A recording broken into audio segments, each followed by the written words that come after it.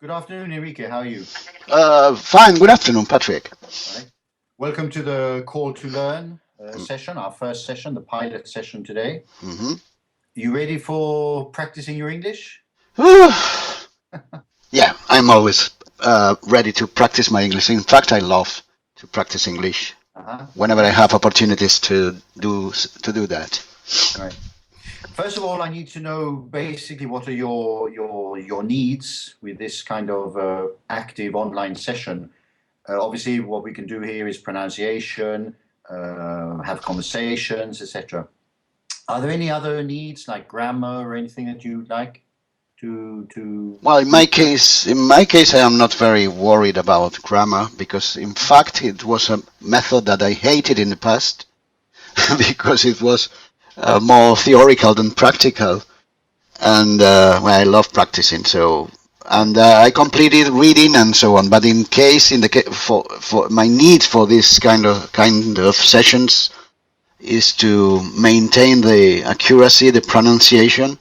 That helps me a lot. Everybody says, "Well, what a very good English you have," and I say, "Well, I have been many times practicing, in fact, with you, but in the old era of the 1.0, not through Skype or so on." Face to face, basically, yeah. Face to face, and I needed mainly to be the most fluent I can because I travel a lot for my business and for my work, and I love to be the best speaking English except of the British people I met every you meet or you met.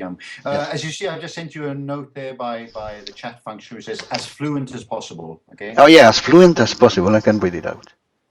All right. What did I said? I said that. You said the most fluent. As fluent as possible. Okay, thanks. You aspire to being as fluent as possible. Okay. All right. Okay, so you aspire to being as fluent as possible. Yeah. Aspire. So when you hear that, when I send you a message, you'll hear that bloop. That means that the message has been sent, and you should see on your screen there. That's it. Sent you, yeah. That's it. When you receive the sound, I receive the message at the same time. Perfect. And you can see it all right. Is it better if I write it in capital letters, or it makes no difference to you? In my case, it is the same. I am low vision, or how do you as you say, I'm blind, as you know. So I read it out through my voiceover program that is the screen reader for Mac. So I don't care. I read it out and I can spell it as well through using this application. Perfect. Okay, good. All right. So tell me a little bit about yourself. I know you personally, but for the people who are watching this video, just who are you? What are you doing? Because mainly I am retired. Because for my age I am 54 right now, and I can be retired officially. Early retirement, yeah. Early retirement, yeah. I have the Spanish law has a kind of number to divide the year, so I don't know from by mathematical forms. Yeah, it's a formula. It's a formula that means that I have instead of having 54, I have 65 or so. So I am on the age. Apparently, being blind is harder than being sighted person. I don't know, but anyway, that is the case. But of course, I am working so hard as an European member of the group of experts in many different projects. Okay, so you're still traveling a lot around Europe, yeah? I travel more to Brussels than to any other place. Okay. But since I am as well the president of a foundation I set up 5 years ago, called Fundación Tecnología Social, through which these sessions are being held. Being held, yeah. Held doesn't have gerund, or it is not correct? No, in any case, we would say we are holding. We are holding, yeah, okay. Normally we don't say that. These are being held. Being held. Passive there, yeah, to Okay. be held. Okay. Okay, thanks. The sessions are held, or the sessions are being held. Right. So since I am the president of this foundation, and the foundation is involved in some European projects, I travel a little bit to other countries such as Italy or Austria or sometimes Germany. So yes, I could say I travel the most to Brussels and the less to other different countries. It is funny.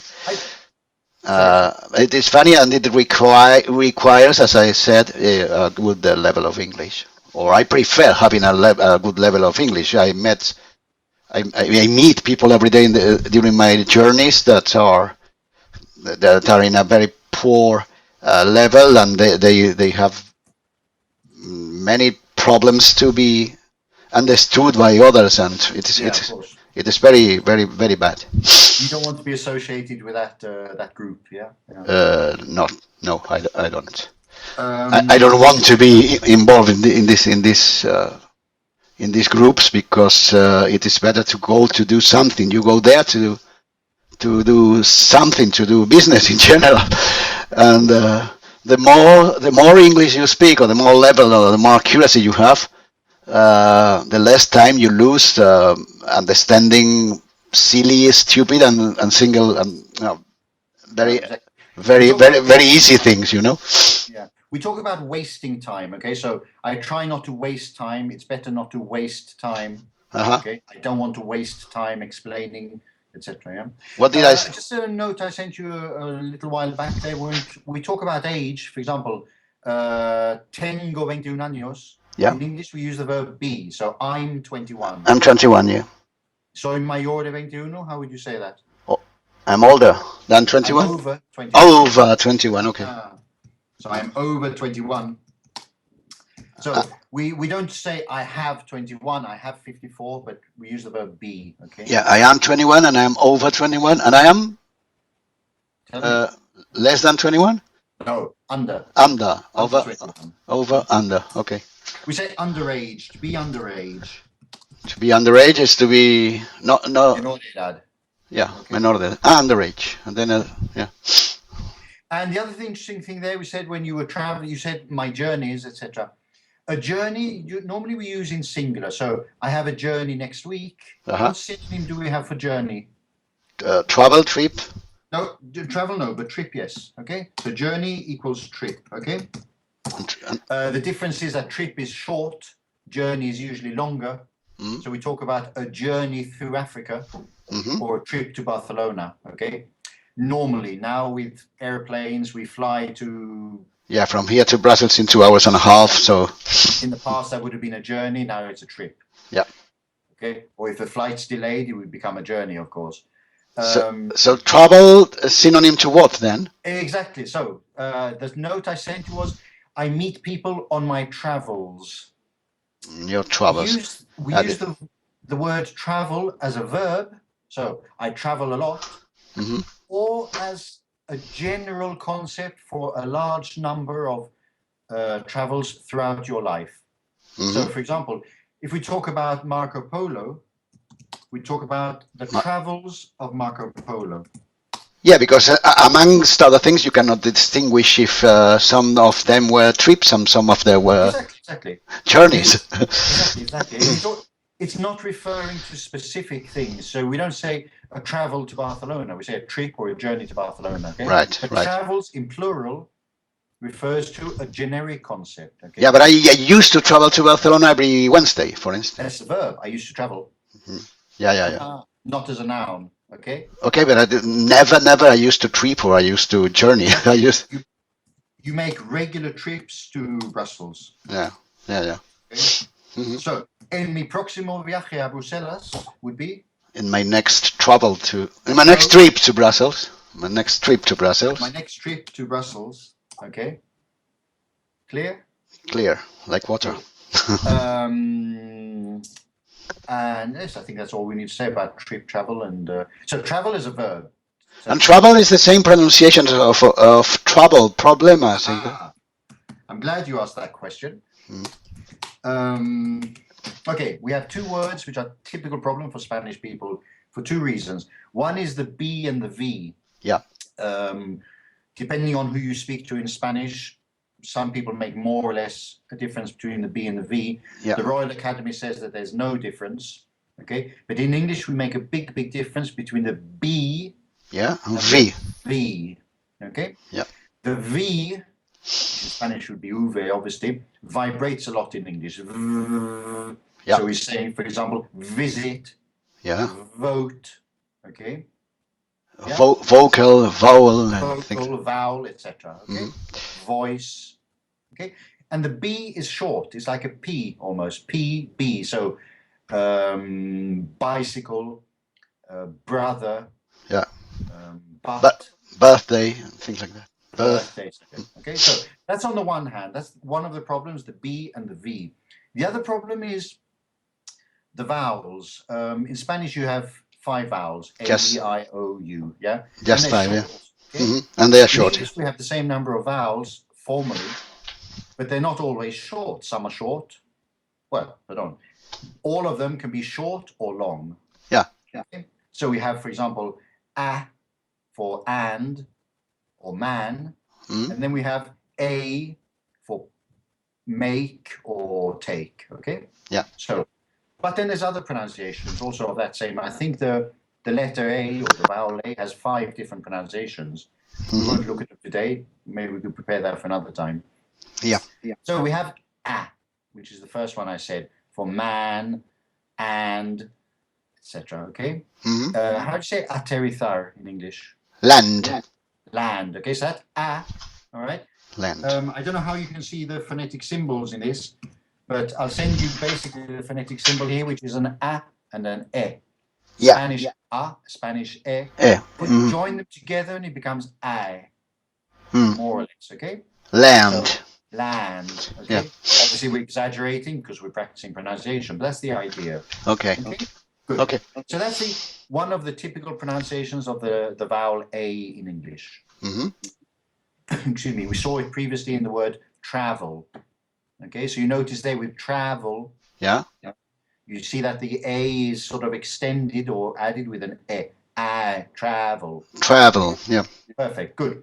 Right. We're now going to contrast that with a sound that is very, very similar to the A in Spanish. How do you say the A in Spanish? Ah. Okay. Now make it much shorter. Do up. Up. Perfect. Okay. That corresponds very often to a U, the U letter in English. So, for example, but. But. Okay. Shorter. But. Make it shorter. But. Yeah. Exactly. Perfect. That's the sound. It's a short up. Okay. All right. Okay. And this sound up, which is a very short sound, we use in words like. Yes. What do you get there? Tell me. How do you pronounce that? It is not clear. Money. Okay, money. Okay. Hermano. Brother. Yeah. Okay. It's very short up. Okay. So it's very similar to the Spanish up, but it's shorter. Yeah. Okay. Brother. Yeah. Right? But. So it corresponds very often to the letter U, especially in a short word, and also to the O in some words in English. For example, venir. Come. Yeah. Come. Shorter. Yeah. Exactly. Shorter. Good. Yeah. Algunos. Some. Good. That some phonetically is exactly the same pronunciation as this sum. Yeah. Sum de suma de cantidad. Okay. Sum. Okay. Yeah. One is with O and the other with U, but the pronunciation is the same. They're homophones. They pronounce exactly the same way. Sum. Yeah. So, alguna suma would be some. Some. All right. Yeah. Good. So this sound, okay, corresponds usually to the letter U, or very often to the letter U. Yeah. Corresponds in some occasions to the letter O in English, right? But it also corresponds to the combination, in some cases, of the OU. So, for example, país. Country. Country. It's short as well. Country. Ahí está, exactly. Okay. So trouble. Exactly. Doble. Double. Trouble. But trouble, yeah, I know the difference right now. But this is trouble, and travel. Exactly. So we have two problems there. One is the vowel and one is the v. Okay. So Yeah. trouble with B and travel with V. Okay. Yeah. Happy with that? Yeah, it's a good explanation because sometimes you pronounce the same two words that are completely different. Exactly. Yes. And it is a typical problem of English. Yeah. It's a typical case of a bad pronunciation that causes sometimes problems. Yes, not bad pronunciation. It's a natural pronunciation. Okay. All Spanish people commit this entre comillas mistake. No. Yeah. It's not a mistake. It's just something that you need to practice and you need to pulir. What? How'd you say pulir? Pulir. Polish. You polish. Polish, yeah. So you need to polish your pronunciation. Yeah. Okay? You and everybody, of course. Yeah. So we use you use the same metaphor than in Spain, pulir. Yes. We also use it as a phrasal verb when we say polish up. Polish up, yeah. So we say polish up your English. Okay. Polish up pronunciation. By the way, phrasal verbs are the problem for us. Some of them are a problem, some of them aren't. There's a phrasal verb that everybody learns in their first English class, more or less, which is levantarse. Wake up, yeah. Well, levantarse would be get up. Or get up, yeah. Well, wake up would be despertarse. Yeah. Everyone knows get up. Get up, yeah. And when you learn it, you don't learn it as a phrasal verb. You learn it as a verb. And then later, someone tells you, oh, it's a phrasal verb, and you panic. What's a phrasal verb, yeah? No, it's just because with get, there are lots of phrasal verbs, for instance, and get. There's thousands, yes, of course. Get is a probably the most used verb in English. I don't know. Yes, of course.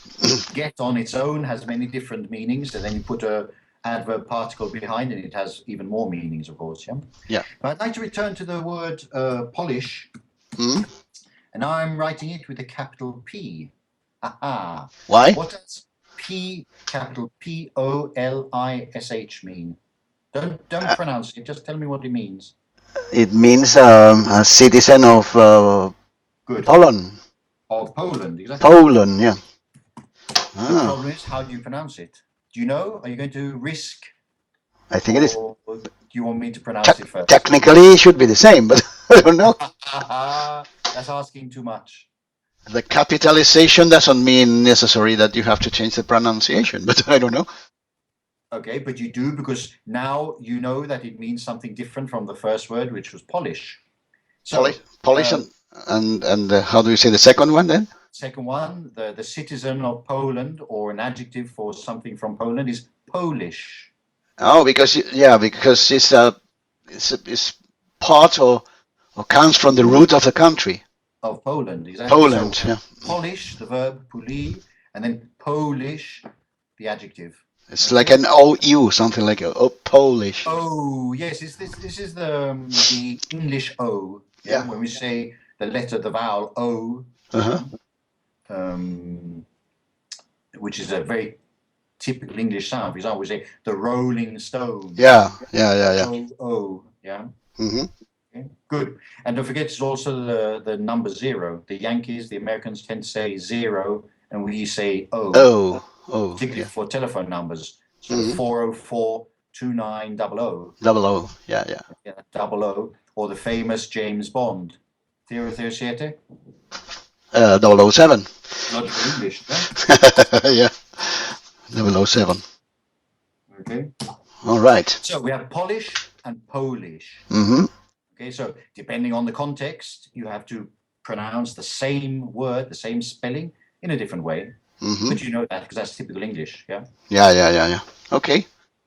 Good, so, Enrique. I'm noticing on my time here, we've got about 20 seconds left. My God.